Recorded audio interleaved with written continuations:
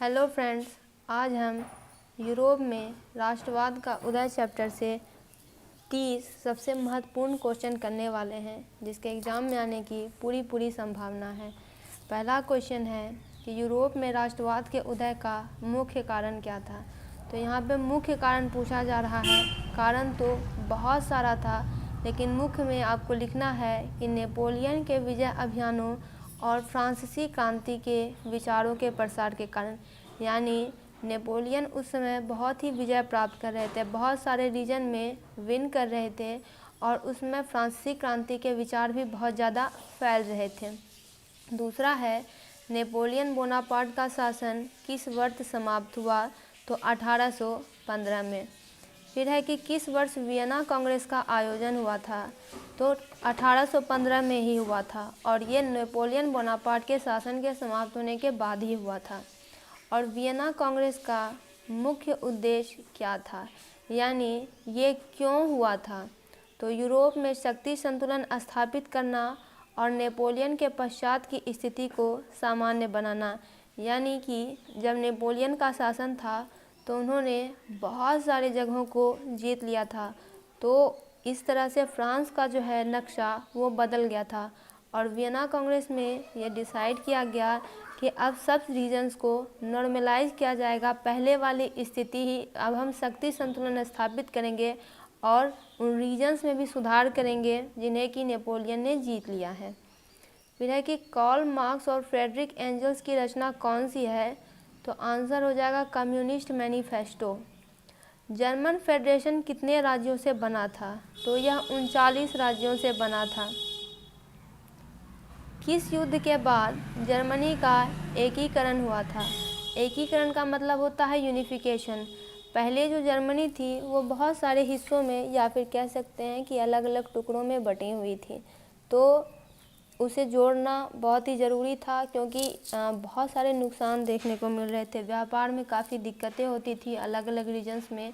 तो इन सब को देखते हुए एकीकरण का एक जो है ये दिमाग में आया कि नहीं, इसका एकीकरण किया जाना चाहिए, और यह हुआ था फ्रैंको प्रशियन युद्ध के बाद। फिर है कि फ्रांस की क्रांति का मुख्य नारा क्या था। तो मुख्य नारा दिया गया था स्वतंत्रता, समानता और भाईचारा। यहाँ पे भ्रातृत्व लिखा हुआ है, बात एक ही है, यानी स्वतंत्रता मतलब हो गया लिबर्टी, समानता फ्रेटर्निटी, और यहाँ पे भ्रातृत्व हो जाएगा। मेजिनी किस देश के राष्ट्रवादी नेता थे। तो मेजिनी इटली के थे। लिबरल नेशनलिज्म का मुख्य विचार क्या था। उनका मुख्य विचार था व्यक्तिगत स्वतंत्रता और राष्ट्रीय एकता। व्यक्तिगत स्वतंत्रता भी उस समय अलग अलग विचारों को रखती थी, और राष्ट्रीय एकता यानी नेशन की यूनिटी। 11 नंबर है कि नेपोलियन के शासन के दौरान किस भाषा का प्रसार हुआ था।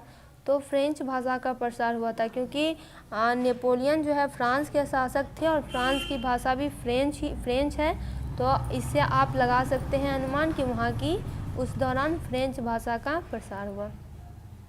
नेक्स्ट है कि किस साल फ्रेंच रेवोल्यूशन की शुरुआत हुई थी। रेवोल्यूशन का मतलब होता है क्रांति होना। तो फ्रांसीसी क्रांति 1789 में हुई। अगर यहाँ पे आपको फ्रांसीसी लिख दिया जाए तो भी कंफ्यूज नहीं होना है, बात एक ही है। जर्मनी का एकीकरण किस साल पूर्ण हुआ। तो 1871 में जर्मनी का एकीकरण हो गया। किस संगठन ने इटली के एकीकरण में महत्वपूर्ण भूमिका निभाई। तो युवा इटली यानी यंग इटली ने। वियना कांग्रेस का नेतृत्व किन्होंने किया था। तो यहाँ पे मेटरनिक लिखा हुआ है, हालांकि उन्हें पूरी तरह से ड्यूक मेटरनिक कहा जाता था, जो कि ऑस्ट्रिया के उस समय चांसलर थे। नेपोलियन ने किस वर्ष सिविल कोड लागू किया था। तो नेपोलियन ने 1804 में सिविल कोड लागू किया था। सिविल कोड की बहुत सारी विशेषताएं भी थी, वो 3 नंबर 2 नंबर क्वेश्चन में पूछा जा सकता है। इटली के एकीकरण में किस नेता की प्रमुख भूमिका थी। तो गैरिबॉल्डी की। किस साल ग्रीस ने ऑटोमन साम्राज्य से स्वतंत्रता हासिल की थी। तो 1830 में। वहाँ भी इसके लिए क्रांति हुई थी, तब जाके वो ऑटोमन साम्राज्य से, ऑटोमन साम्राज्य जो कि तुर्की में उनका शासन था, और उससे ग्रीस ने भी आज़ादी पाई। किस देश ने ब्लड एंड आयरन की नीति अपनाई थी। तो जर्मनी ने। फिर क्वेश्चन है कि नेपोलियन का जन्म किस देश में हुआ था। उनका जन्म फ्रांस में ही हुआ था। यूरोप में किस आंदोलन ने औद्योगिक क्रांति को बढ़ावा दिया था। तो कृषि क्रांति ने। औद्योगिक क्रांति के बारे में आप लोग जानते होंगे। यह क्रांति बहुत पहले हुई थी, जहाँ पे कि क्या कह सकते हैं, मशीनों का विस्तार हुआ था इंडस्ट्रियल रिवॉल्यूशन में। कौन सा देश यूरोप का मरीज कहलाता था। तो ऑटोमन साम्राज्य। Austro Hungarian empire. यहाँ पे देखिए एक चीज़ दोस्तों 22 नंबर में कि यूरोप का मरीज, अगर आप बुक में देखेंगे तो आपको दोनों मिलेंगे, लेकिन ऑटोमन साम्राज्य इसका आंसर है, जिसे वर्तमान में तुर्की कहा जाता है। तो ये हो जाएगा ऑटोमन साम्राज्य, जिसे वर्तमान में तुर्की कहा जाता है। फिर है कि ऑस्ट्रो हंगेरियन अम्पायर का गठन किस साल हुआ था।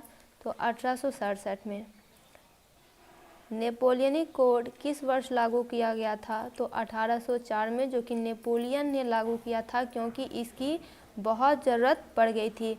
उसके हिसाब से बहुत सारे लॉ बनाए गए थे, कानून बनाए गए थे, और जिससे कि व्यापार में काफ़ी आसानी हो। हालांकि ये कोड बहुत सारी चीज़ों को कवर करता था, एक तरह से ये सुधार था। जर्मनी के एकीकरण के बाद पहला चांसलर कौन बना था। तो ऑटो वॉन बिस्मार्क वहाँ के पहले चांसलर बने थे। फिर हमें इस चैप्टर में इटली और जर्मनी का यूनिफिकेशन पढ़ना है, यानी एकीकरण। तो यहाँ पे इटली के बारे में भी बात की जा रही है कि इटली का एकीकरण किस साल पूरा हुआ था। तो 1871 में। किस संगठन ने यूरोप में राष्ट्रवाद के विचार का प्रसार किया। तो कार्बोनरी ने राष्ट्रवाद के विचार का प्रसार किया, यानी इसे जन जन तक फैलाया, दूर दूर तक फैलाया।